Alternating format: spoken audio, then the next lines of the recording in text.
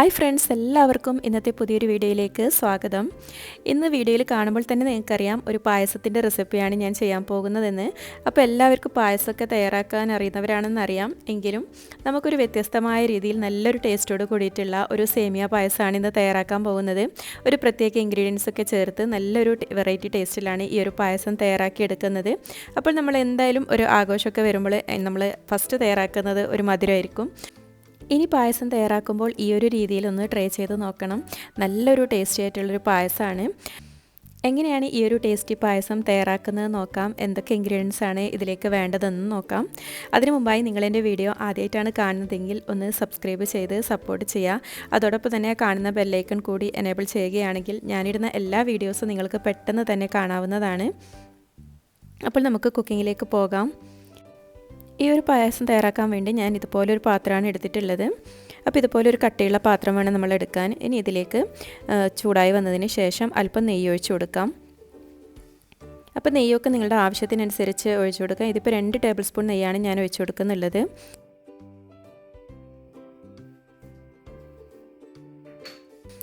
നെയ്യൊന്ന് ചൂടായി വന്നതിലേക്ക് നമുക്ക് അല്പം കാഷ്യൂ നട്ട് ഇട്ടൊന്ന് വറുത്തെടുക്കാം. അപ്പോൾ പായസത്തിലൊക്കെ നമ്മൾ ഒരു ടേസ്റ്റിന് വേണ്ടിയിട്ടാണ് ഈ ഒരു കാഷ്യൂ നട്ടും കിസ്മസൊക്കെ ചേർത്ത് കൊടുക്കുന്നുള്ളത്. അപ്പോൾ ആദ്യം ഇതൊന്ന് റോസ്റ്റ് ചെയ്തെടുക്കണം. സമയം ഫ്ലെയിമൊക്കെ കുറച്ച് വെച്ച് വേണം ഇതൊന്ന് റോസ്റ്റ് ചെയ്തെടുക്കാൻ, അല്ലെങ്കിൽ പെട്ടെന്നെല്ലാം കരിഞ്ഞു പോകും.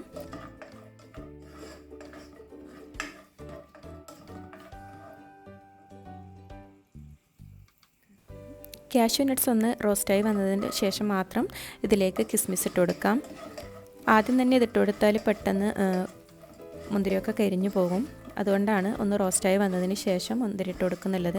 ഇനി ഇത് രണ്ടും കൂടി ഒന്ന് റോസ്റ്റ് ചെയ്തെടുക്കാം. അപ്പോൾ മുന്തിരി ഇട്ട് കൊടുത്താൽ പെട്ടെന്ന് തന്നെ ഇതൊന്ന് റോസ്റ്റായി കിട്ടും. അങ്ങനെ ഇപ്പോൾ കാഷ്യൂ നട്ട്സും കിസ്മിസും ഒക്കെ നല്ലോണം റോസ്റ്റായി കിട്ടിയിട്ടുണ്ട്. ഇനി ഇതൊരു പാത്രത്തിലേക്ക് മാറ്റാം.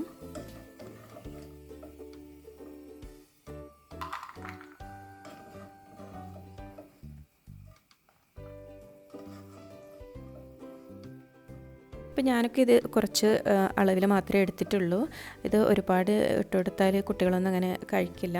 അതുകൊണ്ടാണ് കുറച്ച് എടുത്തിട്ടുള്ളത്. അപ്പോൾ നിങ്ങൾക്ക് ആവശ്യത്തിനനുസരിച്ച് ഇതൊക്കെ കൂട്ടിയൊക്കെ എടുക്കാം. ഇനി ഇതൊന്ന് മാറ്റി വെക്കാം. ഇനി പാത്രത്തിൽ അല്പം നെയ്യ് കൂടി ബാക്കിയുണ്ട്. അപ്പോൾ അതിലേക്ക് അല്പം സേമിയ കൂടി ഇട്ടൊന്ന് വറുത്തെടുക്കാം. ഇത് റോസ്റ്റഡ് സേമിയാണ്, എങ്കിലും നമ്മളൊന്ന് നെയ്യിൽ റോസ്റ്റ് ചെയ്തെടുക്കുകയാണെങ്കിൽ അതിന് നല്ല ടേസ്റ്റും മണമൊക്കെ ഉണ്ടാവും.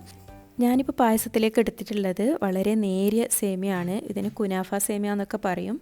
വളരെ നൂല് പോലെയുള്ള ആ ഒരു ടൈപ്പിലുള്ള സേമിയാണ്. അപ്പോൾ ഇതൊന്ന് ഈ നെയ്യിൽ റോസ്റ്റാക്കി എടുക്കാം. നമ്മൾ സാധാരണ കുറച്ച് കട്ടി കൂടിയ സേമിയാണ് പായസത്തിനൊക്കെ ഉപയോഗിക്കാറുള്ളത്. പക്ഷേ ഈ ഒരു സേമിയ വെച്ച് പായസം ഉണ്ടാക്കുമ്പോൾ നല്ലൊരു ടേസ്റ്റാണ് പായസത്തിന്. ഇനി ഇതിലേക്ക് അല്പം ചൂടുവെള്ളമാണ് ഒഴിച്ചു കൊടുക്കുന്നുള്ളത്. ഇതും കൂടി ഒഴിച്ച് ഒന്ന് നല്ലോണം ഒന്ന് മിക്സാക്കി എടുക്കാം. അപ്പോൾ ഇത്രയും വെള്ളം മതി ഈ ഒരു സേമിയ വേവാൻ വേണ്ടിയിട്ട്. വളരെ തിന്നായതുകൊണ്ട് തന്നെ ഇത് പെട്ടെന്ന് വെന്ത് കിട്ടും. ഇനി ചേർത്ത് കൊടുക്കുന്നുള്ളത് ചൗവരിയാണ്, സാഗോ സീഡ് പറയും. അപ്പോൾ ഇതും വളരെ ചെറിയ ഒരു സാഗോ സീഡാണ് ഞാൻ എടുത്തിട്ടുള്ളത്. വളരെ കുഞ്ഞായിട്ടുള്ള സാഗോ സീഡാണ്. അപ്പോൾ ഇത്രയാണ് ഞാൻ എടുത്തിട്ടുള്ളത്. ഇനി ഇതിനെ നല്ലോണം ഒന്ന് വേവിച്ചെടുക്കാം.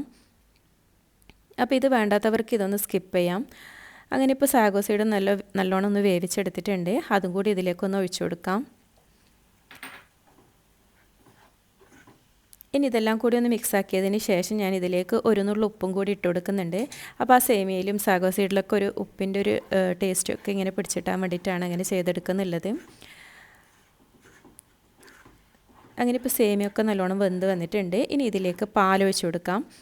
ഇത് റൂം ടെമ്പറേച്ചറിലുള്ള പാലാണ്. അപ്പോൾ 500 ml പാലാണ് ഞാൻ ഇതിലേക്ക് എടുത്തിട്ടുള്ളത്. ഇതിപ്പോൾ തിളപ്പിച്ച പാലൊന്നുമല്ല, നോർമലായിട്ടുള്ള പാലാണ് ഞാൻ എടുത്തിട്ടുള്ളത് ഇതിലേക്ക്. അതും കൂടി ഒഴിച്ചതിന് ശേഷം നല്ലോണം ഒന്ന് മിക്സാക്കി കൊടുക്കാം.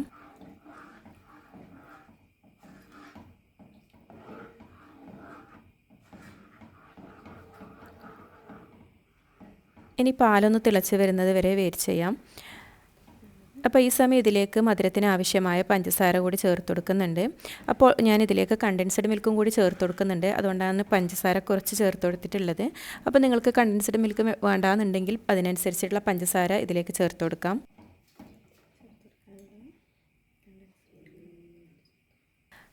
ഇത് 3 ടേബിൾ സ്പൂൺ കണ്ടൻസ്ഡ് മിൽക്കാണ് ഞാൻ ഇതിലേക്ക് ചേർത്ത് കൊടുക്കുന്നുള്ളത്. അപ്പോൾ ഇതൊക്കെ ചേർത്ത് കൊടുത്താലാണ് ഈ പായസത്തിന് നല്ലൊരു ടേസ്റ്റൊക്കെ കിട്ടുന്നുള്ളത്.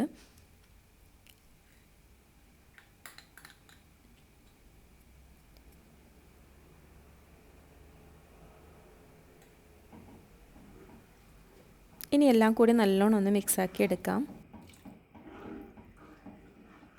ഈ സമയം ഇതല്പം തിക്കായിപ്പോയി തോന്നുന്നുണ്ടെങ്കിൽ നിങ്ങൾക്ക് പാലോ വെള്ളമോ വേണമെങ്കിൽ ചേർത്ത് കൊടുക്കാം. പക്ഷേ എനിക്കല്പം പായസം കുറച്ച് തിക്കായിട്ട് കഴിക്കുന്നതാണ് ഇവിടെ കുട്ടികൾക്കും ഞങ്ങൾക്കൊക്കെ ഇഷ്ടം. അതുകൊണ്ട് അധികം പാലും വെള്ളമൊന്നും ഞാൻ ചേർത്ത് കൊടുക്കുന്നില്ല. ഈ ഒരു രീതിയിൽ തന്നെയാണ് ഇത് തയ്യാറാക്കി എടുക്കുന്നുള്ളത്. അങ്ങനെ ഇപ്പം പായസമൊക്കെ തിളച്ച് വരുന്നുണ്ട്. ഇനി ഇതിലേക്ക് ചേർത്ത് കൊടുക്കുന്നുള്ളത് ഒരു സ്പെഷ്യൽ ഇൻഗ്രീഡിയൻസ് ആണ്. ഇതാണ് ഞാൻ പറഞ്ഞ ആ ഒരു സീക്രട്ട് ഇൻഗ്രീഡിയൻറ്റ്. ഇത് 1 ടേബിൾ സ്പൂൺ കസ്റ്റേർഡ് പൗഡർ പാലിൽ കലക്കിയെടുത്തതാണ്. അപ്പോൾ അത് ഇതുപോലെ പായസം തിളച്ച് വരുന്ന സമയത്ത് ഇതിലേക്കൊന്ന് ഒഴിച്ചു കൊടുക്കാം. ഇനി കൈവിടാതെ ഇതുപോലെ ഒന്ന് ഇളക്കി കൊടുക്കണം, ഇല്ലെങ്കിൽ അത് പെട്ടെന്ന് തന്നെ ഇങ്ങനെ കുറുകിപ്പോവും. അപ്പോൾ അതുകൊണ്ട് ഇത് നല്ലോണം ഇങ്ങനെ ഒന്ന് ഇളക്കിയെടുക്കാം. അപ്പോൾ ഈ ഒരു കസ്റ്റർഡ് പൗഡർ മിക്സും കൂടി ചേർത്താൽ ഈ പായസത്തിൻ്റെ ഒരു ടേസ്റ്റ് തന്നെ മാറും. നല്ലൊരു ടേസ്റ്റാണ് പായസത്തിന്. അതുകൂടാതെ ഇതിലേക്ക് എടുത്ത സേമിയൊക്കെ വളരെ നേരിയ ആ ഒരു സേമിയൊക്കെ ആയതുകൊണ്ട് തന്നെ ഇത് കഴിക്കുമ്പോഴും നല്ലൊരു ടേസ്റ്റാണ്. അപ്പോൾ ഇതുവരെ നിങ്ങൾ ഇതുപോലെ ട്രൈ ചെയ്ത് നോക്കിയിട്ടില്ലെങ്കിൽ എന്തായാലും ഒന്ന് തയ്യാറാക്കി നോക്കണം. നിങ്ങൾക്ക് എന്തായാലും ഇഷ്ടപ്പെടും. ഇവിടെ കുട്ടികൾക്കൊക്കെ വളരെ ഇഷ്ടമാണ് ഈ ഒരു പായസം. ഇനി ഇതിലേക്ക് നേരത്തെ റോസ്റ്റ് ചെയ്തെടുത്ത കാഷ്യൂ നട്ട്സും കിസ്മിസൊക്കെ ചേർത്ത് കൊടുക്കാം.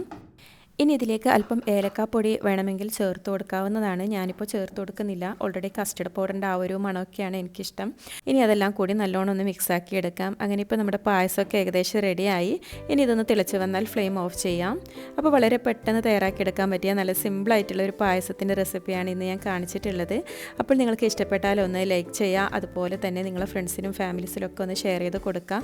നിങ്ങൾ ഇതുവരെ ട്രൈ ചെയ്ത് നോക്കിയിട്ടില്ലെങ്കിൽ എന്തായാലും നിങ്ങളും ഒന്ന് ട്രൈ ചെയ്ത് നോക്കിയിട്ട് നിങ്ങളുടെ അഭിപ്രായങ്ങൾ നിർദ്ദേശങ്ങളൊക്കെ കമൻറ്റിലൂടെ അറിയിക്കാം. വീണ്ടും നല്ലൊരു റെസിപ്പിയുമായി കാണുന്നത് വരെ താങ്ക് യു ഫോർ വാച്ചിങ്.